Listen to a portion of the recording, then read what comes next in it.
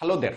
Welcome to the Engineering Mechanics video lectures. In this video lectures, we are trying to learn how to do the analysis of a truss. As we know, the truss is mostly using to transmit the force from the applied loads to the foundation. As we know, these are the trusses are widely using for the railway bridges as well as the road bridges. At the same time, sometimes we are using in the aerospace industries also. There we can see what exactly we are going to be finding. So we need to find out the internal stresses of these members. At the same time, what is the reaction is coming to the foundation. So here we can see there is two forces are acting in this member, the P as well as the Q at the joints. As we know, the specialty of the stress is that the load is going to be acting at the joints only. It means the members is going to be subjected to the compressive force or maybe the tensile forces. So now how we are going to be. So this is the diagram he has given. The first we will give the notations for our mathematical convenience. So the first I am going to be taking, this is going to be your A, B and the C, D as well as the E. So I had given the notation at the joints itself, right? So then I am going to be counting the number of elements, how many we do have. So there we can see I am going to be considered this is the 1, 2, 3, 4, 5, 6 and 7. See, in this case we do have the 7 trusses are there. So I had given the notations as for the anti-clockwise direction. So then how we are going to be calculating here? The first and foremost is that we need to be find out the reaction forces. So how to find out the reaction forces? In this case, I am going to be draw the free body diagram for this entire truss member. So in this case, what will happen? There we can see this is going to be the first member, right? So there we can see here, I am going to be, as we know that while you are drawing the free body diagram, the first we need to remove all the supports. So how many supports we do have? At A as well as the C, 2 supports we do have. So then when I am going to be removing these supports, automatically the structure is trying to move in the downward direction. So that I am going to be taking in upward. This is going to be your RA and this reaction force is going to be the RC. Similarly, the 2 external forces are acting on this member. That's going to be the P and this is going to be the Q. This is going to be the Q.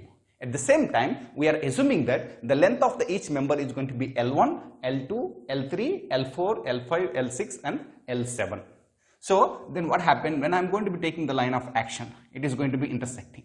So then I am going to be considering this is L1 by 2, distance it is there.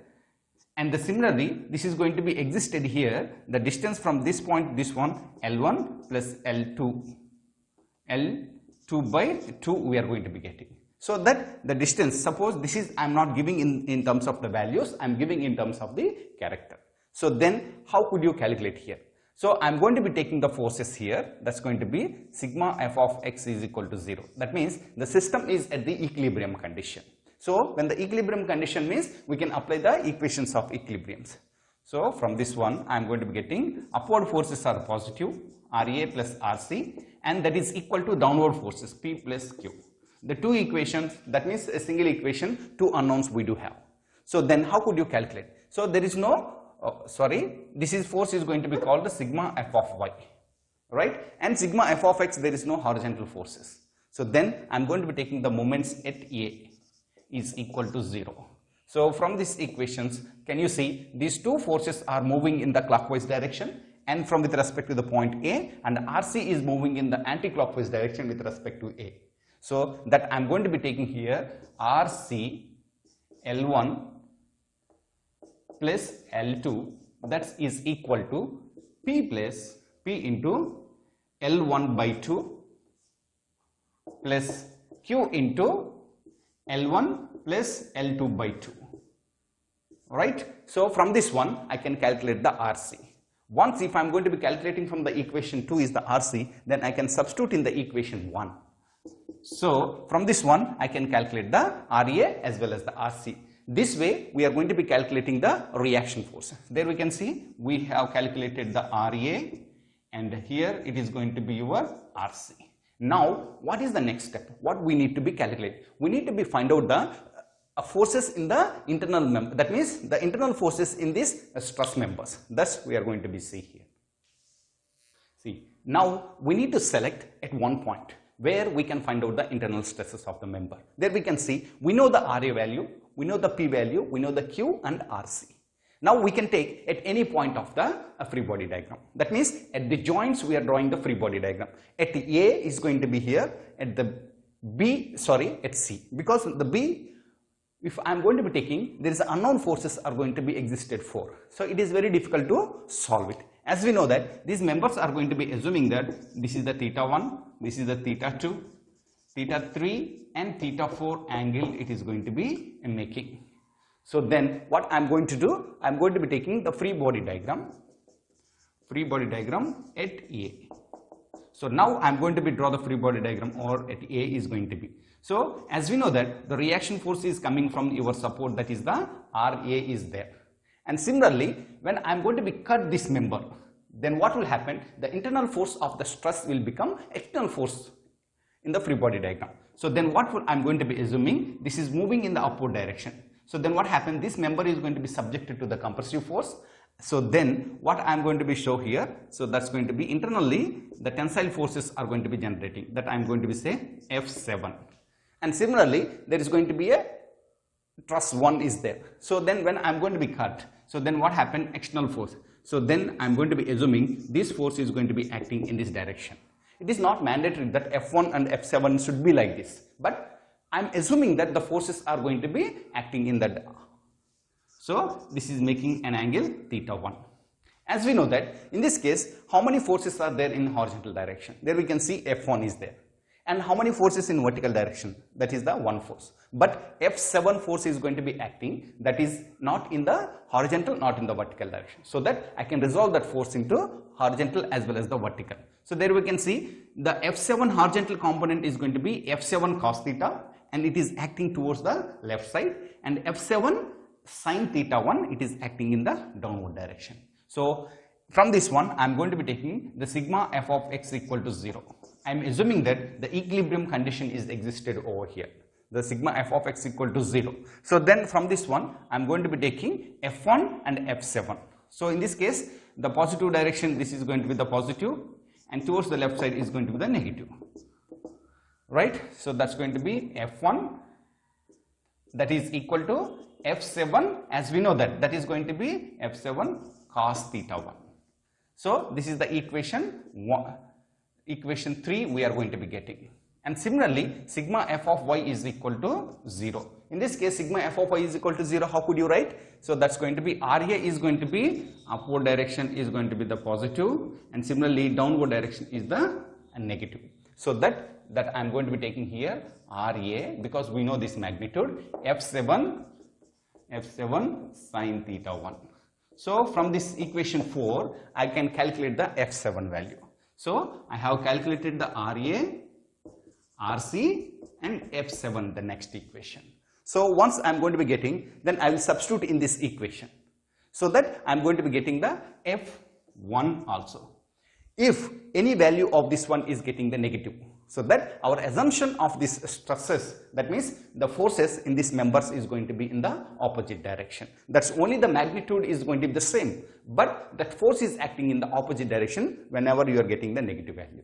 So now we have seen at joint A, and similarly I am going to be taking at joint C. So once if I am going to be taking joint C, I can calculate the forces in the member 2 as well as the 3 also. See, here we can see at the point C. So this is your point C. This is your reaction force is coming from the support in the upward direction. So similarly, and here in this direction, because of this one, this member is going to be subject to the compressive force, right, in the upward direction. So that means I am going to be considering this is going to be your F3 force.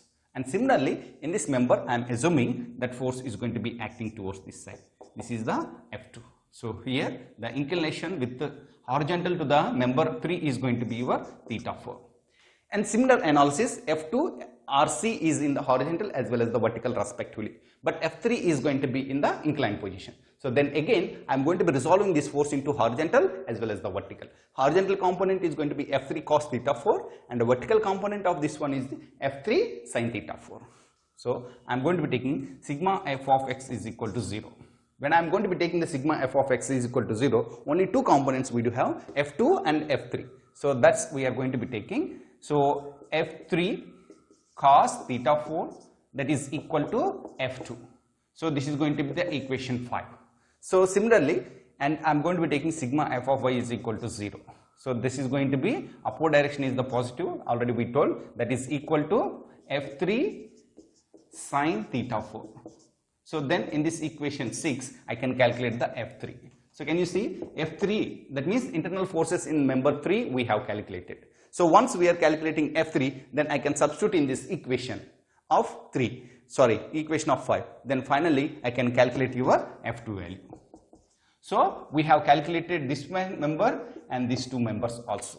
While you are drawing the free body diagram, we need to be cut this member, right? So now we can calculate your at D. Suppose if I am going to be taking the free body diagram at D, I can calculate the internal forces in member 5 and member 4 also. See, now I am going to draw the free body diagram at D. So this is the Q, external load is going to be acting over here, and here in this case what will happen, the force is going to be acting F3 in this direction, suppose, assume, and in this case there is two links we are going to be there. So then what happened, I am going to be intersecting. So that internal force will become external force. So this member I am going to be taking, this is the F5, and similarly this member is going to be making, so I am assuming in the upward direction, suppose this is going to be your F4 and this is going to be your F3. So there we can see this is going to be making the theta 4. So then what will happen, I am going to be extending, I will show with respect to this one is going to be your theta 4. This is the F3, and similarly theta 3 is making. So here that's going to be internal and external angles are going to be equal. There we can see this F4 and F3 is in the inclined position, and F5 and Q is going to be horizontal as well as the vertical. So for this one, sigma f of x is equal to 0 if I am taking. This F5 is in the horizontal direction, and similarly one of the component of the F4 and F3 also we can consider, because F3 force we know, Q force we know.